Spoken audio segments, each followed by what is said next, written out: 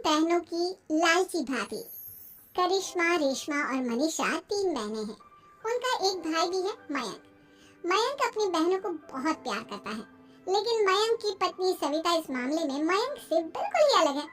वो अपनी ननदों का जितना बुरा कर सकती है उतना बुरा करती ही रहती है और अपनी ननदों पर हुक्म भी चलाती है। करिश्मा, करिश्मा, तुमने अभी तक नाश्ता नहीं बनाया? तुम्हारे भैया को ऑफिस जाने में देर हो रही है। हाँ भाभी, बस अभी बनाती हूँ।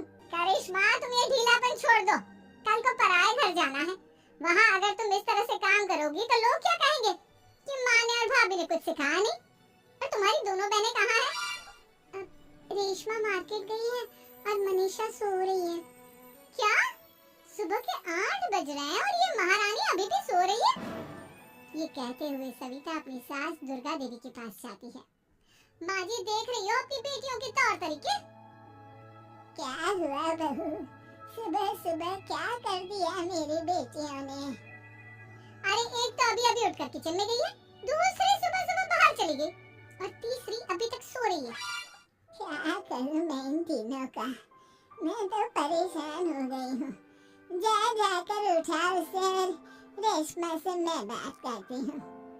सविता सीधा मनीषा के कमरे में जाती है और उससे कहती है, महारानी जल्दी उठो, सूरज सर पर आ गया है।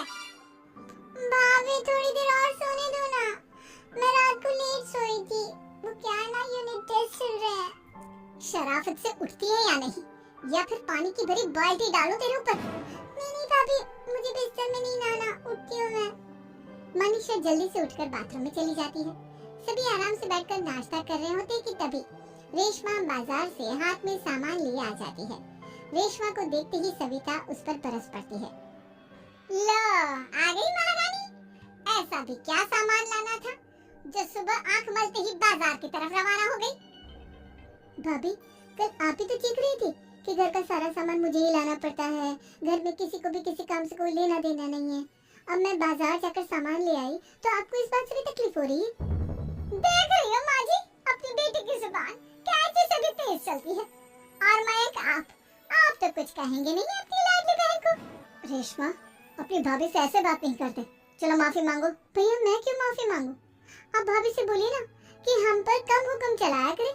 हम इस घर की बेटियां हैं और आपकी पत्नी की ननद है, नौकरानी नहीं। लो कर लो बात। इनकी भलाई के लिए कुछ भी बोलो तो इन्हें बुरा लग जाता है। इस घर में यही इज्जत है मेरी। देख लो माँ जी, आपकी बेटी किस लहजे में मुझसे बात कर रही है। सविता वहाँ से चली जाती है। मयंक को बहुत गुस्सा आता है, वो भी वहाँ से चला जाता है। फिर करिश्मा रेशमा को समझाती है, रेशमा, तुम्हें भाभी से माफी मांग लेनी चाहिए थी ना। लेकिन दीदी, मैंने कुछ किया ही नहीं, तो मैं माफी क्यों मांगू? हाँ करिश्मा दीदी, रेशमा दीदी जैसे ही घर में आई भाभी ही उन पर चिल्ला रही थी। हाँ, मैं मानती हूँ कि गलती भाभी की थी। मैं तो इसलिए बोल रही हूँ कि भाभी ने माँ को तो पूरी तरह अपने वश में कर लिया है। वो हमारी बात सुनती ही नहीं। मयंक भैया हमारे लिए हमेशा खड़े रहते हैं, इसलिए उनकी बात का मान तो तुम्हें रखना चाहिए था ना। कोई फायदा नहीं दीदी, कुछ दिनों की बात और है, भाभी उन्हें भी हमारे खिलाफ भड़का देंगी।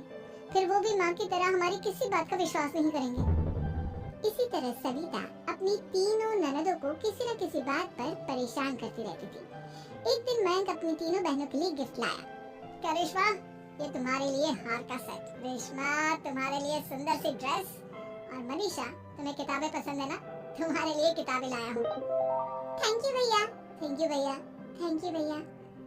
करिश्मा, तुम्हारा नेकलेस कितना सुंदर है, ये भैया कहाँ से ले आए होंगे? मैंने भैया को 3 दिन पहले फोन पर ये डिजाइन दिखाया था और आज भैया ये ले आए। सविता तो अपनी ननदों के गिफ्ट्स देखकर जल गई और करिश्मा का नेकलेस तो उसे भी बहुत पसंद आया था। अपनी बहनों के लिए कितना अच्छा नेकलेस लेकर आए हैं, मुझे कभी कोई गिफ्ट नहीं दिया। मैं आज ही ये हार चुरा लूंगी। रात में सविता करिश्मा का हार चुरा लेती है और इसी तरह उसे अपनी ननदों की जो भी चीज अच्छी लगती वो उसे मांगती नहीं, बल्कि रात के अंधेरे में चुरा लेती। इसी तरह दिन बीतते गए और सविता ने मयंक के दिल में भी उसकी बहनों के लिए नफरत पैदा कर दी।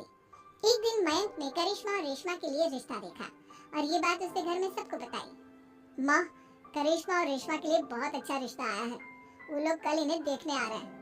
आप और सविता मिलकर सारी तैयारी कर लेना। ये सुनकर करिश्मा और रेशमा खुश हो जाती हैं, लेकिन सविता सोचती है, अगर इन दोनों बहनों की शादी हो गई तो घर और बाहर का काम कौन करेगा? मनीषा तो एक नंबर की कामचोर है, उससे तो किसी बात की उम्मीद लगाना ही बेकार है। मुझे इस शादी को रोकना होगा। अगले दिन सभी लड़के वालों के स्वागत की तैयारी करने में